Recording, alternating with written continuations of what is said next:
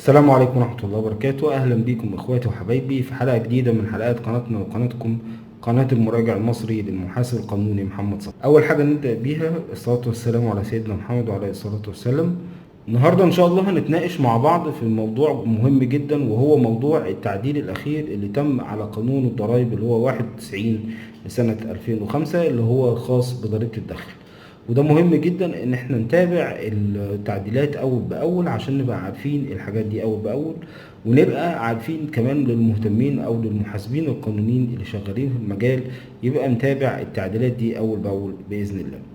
التعديل ده كان رقم 30 لسنة 2023، وكمان ده كان تعديل كمان مع التعديل اللي هو 30 لسنة 2023 كان في تعديل للقانون اللي هو 182 لسنة 2022 بإلغاء الإعفاء المقرر على عوائد وأذون الخزانة والسندات والأرباح الرأسمالية الناتجة عن التعامل في هذه الأذون والسندات. وكمان في بعض التعديلات اللي تمت على أحكام قانون ضريبة الدمغة الصادر بالقانون 111 لسنة 1980، والتعديلات على رسم الموارد المالية للدولة، ودي اللي هنبدأ معاها إن شاء الله أول بأول بإذن الله. وهنبدأ بالجزئية الخاصة بتعديلات القانون 91 لسنة 2005 بالتعديل اللي هو 30 لسنة 2023. والموضوع ده بإذن الله هيبقى على أكتر من حلقة عشان يسهل الفهم ويسهل المتابعة أول بأول، وكمان الشرح اللي يتم مذاكرته أول بأول ونتابع مع بعض عشان نقدر إن شاء الله يبقى الموضوع سهل وبسيط، ولجميع المهتمين أو غير المهتمين بالموضوع يقدر إن هو يتابعه ويعرف الجزئية. إن شاء الله هسيب الملف PDF كامل للتعديل كله بالكامل عشان اللي حابب إن هو ينزله ويقراه ويتابعه معانا. أول تعديل كان في المادة الخاصة بالتعريفات في القانون 91 لسنة 2005، وكانت الخاصة بتعريف شركة الواقع.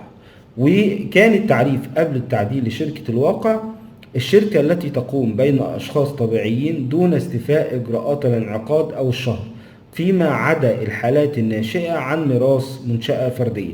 وكمان بخصوص الجزئية ديت هسيب لكم القانون قبل التعديل عشان تقدر تتابع الجزئية قبل التعديل وبعد التعديل وتعرف التعديل كويس. التعديل اللي تم بيقول ان شركة الواقع الشركة التي تقوم او تستمر بين اشخاص طبيعيين دون استيفاء اجراءات الانعقاد او الشهر، ولا تعد شركة الواقع منشأة فردية التي قالت بالميراث على ان يقدم عنها اقرار واحد متضمن حصة كل وارث فيها.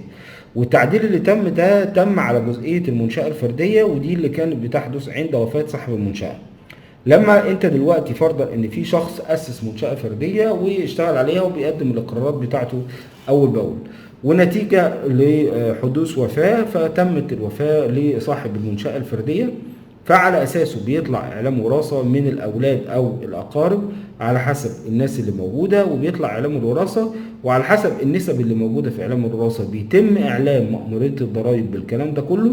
وكان بيقدم كل وارث بإقرار ضريبي منفرد لوحده، وعلى الأساس ده وكل واحد منهم بياخد نسبة الإعفاء المقررة ليه كأنها منشأة فردية، ودي كانت بتسمى بشركة الواقع. التعديل اللي تم لغى الجزئية دي كلها وخلى هو إقرار واحد بس اللي هيتقدم فيه كل وارث على حسب نسبته.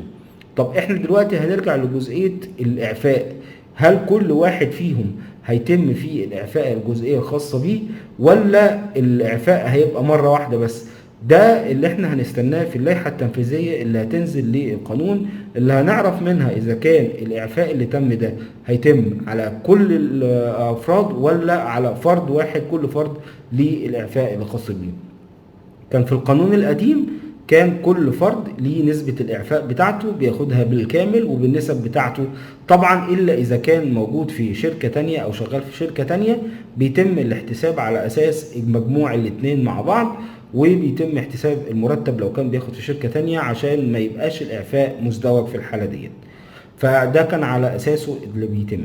طبعا زي ما قلنا قبل كده هنعيد تاني الجزئية ديت عشان تبقى مذاكرنا كويس، ان هيتم بعد كده على تقديم اقرار لكل الورثة في اقرار واحد فقط، مش كل وارث هيقدم لواحد هيقدم لنفسه اقرار، والورثة كلهم هيتحط كل واحد بنسبة الميراث اللي موجود فيه. الجزئية الثانية اللي اتكلم عنها الجزء الخاصة في التعريفات في قانون 91 لسنة 2005، وهي الجزئية الخاصة بالشخص المرتبط.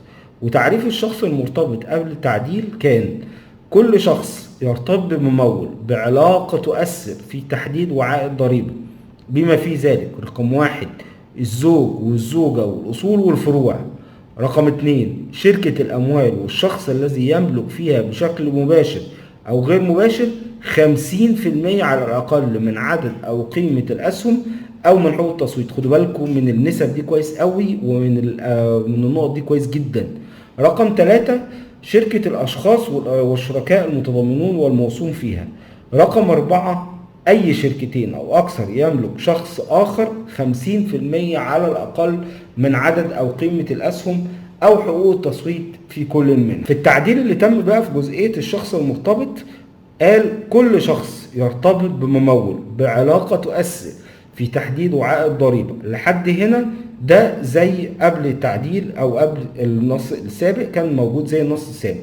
اللي تم بقى إيه؟ قال لك بقى ضاف عليه بشكل مباشر أو غير مباشر، سواء من خلال الإدارة أو السيطرة أو الملكية، وبوجه عام بيكون الشخصين مرتبطين إذا كانت العلاقة بينهم تصل إلى حد إمكانية قيام أحدهما أو كليهما بالتصرف وفقا للتوجيهات أو طلبات أو اقتراحات أو إرادة الشخص الآخر أو شخص ثالث.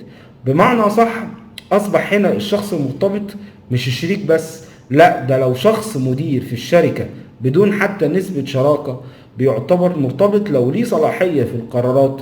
يعني مثلا من ضمن الناس اللي بيعينوا في أعضاء مجلس الإدارة من ذوي الخبرة، أو بيعين مدير في الشركة ذات المسؤولية المحدودة.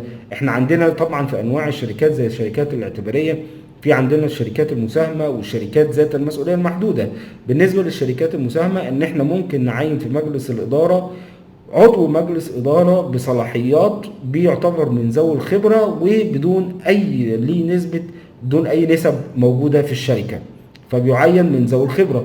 وممكن يعين في الشركة ذات المسؤولية المحدودة مدير في الشركة بدون أي نسب كشراكة وليه صلاحيات. وساعات كتير جدا بيكون ذوي الخبرة أو المدير ليه صلاحيات أكبر من الشركة نفسهم، لان بيبقى اغلب الوقت المدير او عضو مجلس الاداره اللي بيعين ده بيبقى ليه الخبره والصلاحيه اللي معرفه اكبر من اي حد موجود في الشركه في اداره الشركه والتعامل بيها.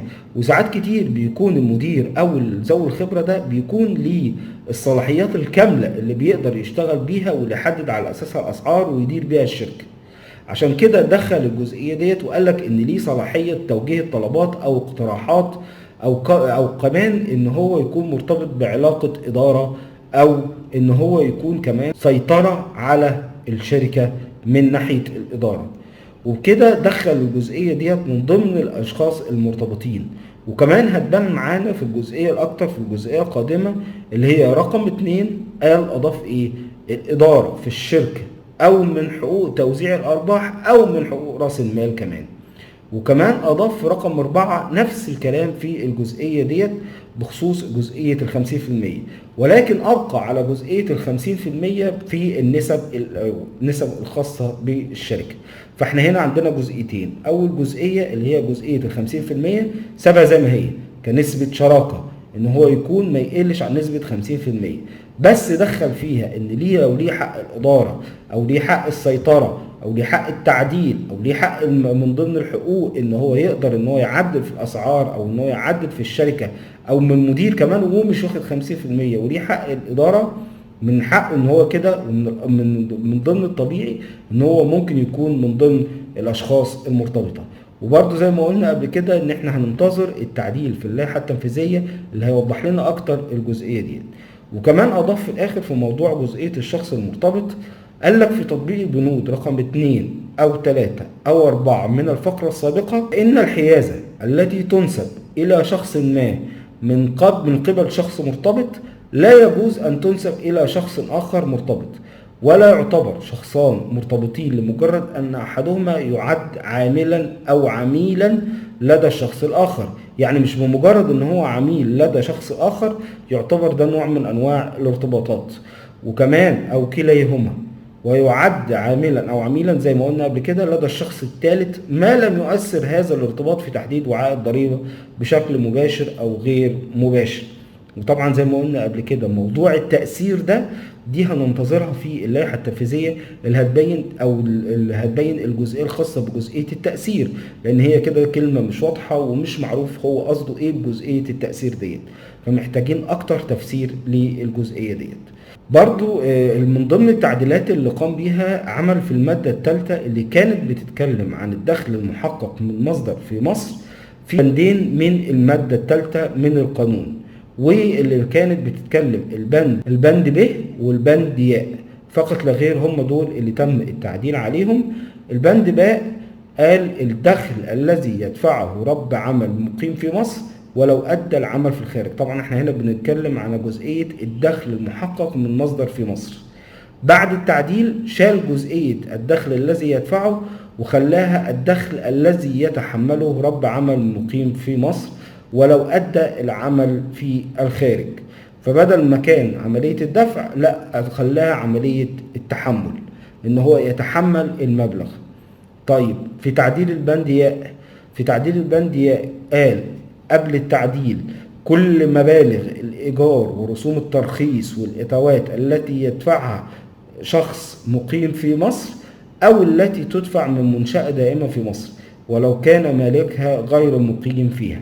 غير برضو جزئية اللي هي بيقول ان هي المبالغ الإيجار ورسوم الترخيص والأتاوات التي يدفعها، خلاها مبالغ الإيجار ورسوم الترخيص والأتاوات التي يتحملها شخص مقيم في مصر او التي تدفع من منشأة دائمة في مصر. هنا غير جزئية زي ما قلنا قبل كده جزئية الدفع لجزئية التحمل. دي بعض من جزء من التعديلات اللي تمت زي ما قلنا في القانون رقم 30 لسنة 2023. وان شاء الله في الفيديو القادم بإذن الله هنستكمل الجزئية الخاصة بالتعديلات ديت.